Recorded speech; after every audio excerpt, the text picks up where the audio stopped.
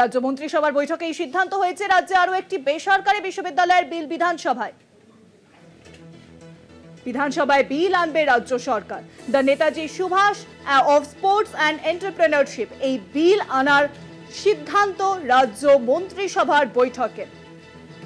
আর এ বিষয়ে আরো জানাবেন, ফোন লাইনে এখন রয়েছেন আমাদের বিশেষ প্রতিনিধি দীপ্তিমান ভট্টাচার্য। দীপ্তিমান দা, রাজ্য মন্ত্রিসভায় আরো একটি নতুন বেসরকারি বিশ্ববিদ্যালয়ের বিল আনার প্রস্তাব রাজ্য সরকারের।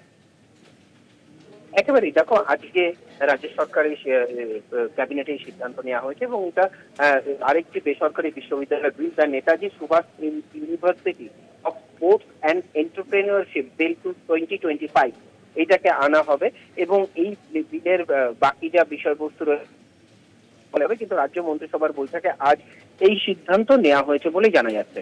শুভাঙ্গী, অনেক ধন্যবাদ দীপ্তিমান দা।